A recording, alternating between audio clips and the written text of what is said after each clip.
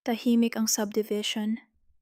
Hindi yung normal na tahimik, kundi yung klaseng katahimikan na parang may nagmamasid. Sa dulo ng isang eksklusibong village sa Quezon City, may isang bahay na matagal nang hindi tinatahanan. Walang ilaw, walang tao, pero may mga kapitbahay na nagsasabing may naririnig silang yabag sa loob. Hanggang sa isang umaga, may tumawag sa pulis. At doon nagsimula ang kwento ng pinakamalamig na krimen na nangyari sa lugar na iyon. Si Adrian Velasco, 42 anyos. Isang tahimik pero matagumpay na negosyante sa real estate. May asawa. May isang anak na babae. Walang kaaway, ayon sa pamilya. Pero ayon sa records, may 3 kaso ng estafa na isinampa laban sa kanya 2 taon bago siya mawala. 1 linggo bago siya ideklarang missing, may nakaaway siyang dating business partner.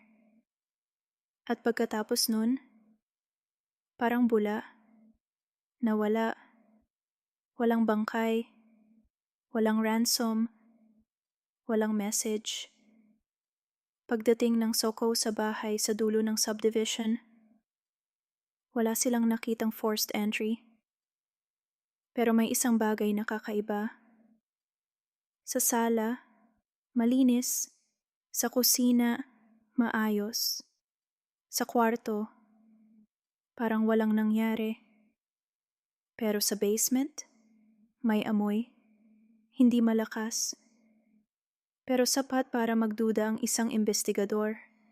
Sa sulok ng basement may bagong semento. Isang parte ng sahig ang mukhang bagong ayos. Pagkatapos ng 2 oras na paghuhukay, tumambad ang isang itim na plastic drum. Nakatali ng makapal na packaging tape. Sa loob, isang bangkay. Nakapulupot sa trapal.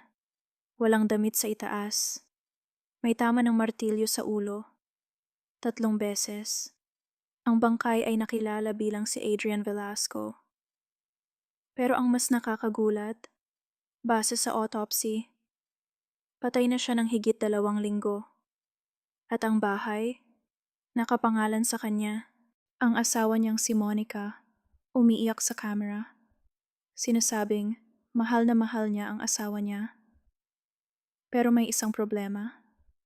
Ayon sa CCTV sa gate ng subdivision, 2 gabi matapos ideklarang missing si Adrian, may isang kotse ang pumasok sa bahay. At si Monica ang nagmaneho. Hindi siya nagsabi sa pulis na bumalik siya doon. Lumabas sa investigasyon na may relasyon si Adrian sa isang mas batang babae. Isang 23 anyos na empleyado sa opisina niya.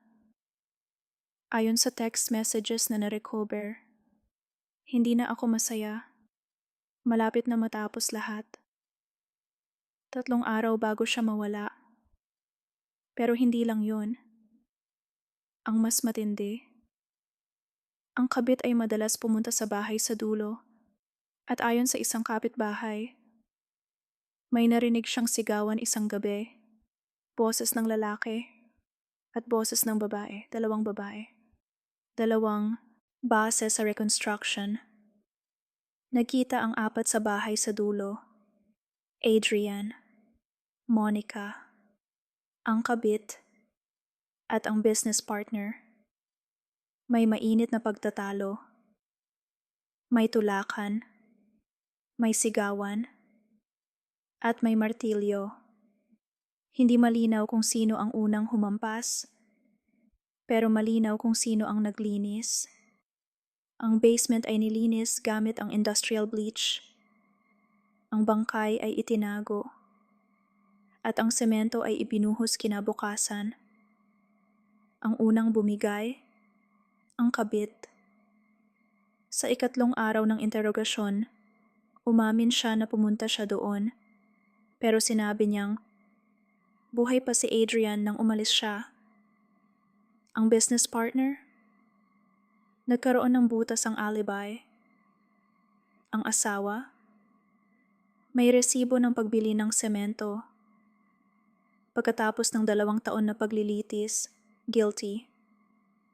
Conspiracy to commit murder. Hindi malinaw kung sino ang pumatay. Pero malinaw na lahat sila may papel.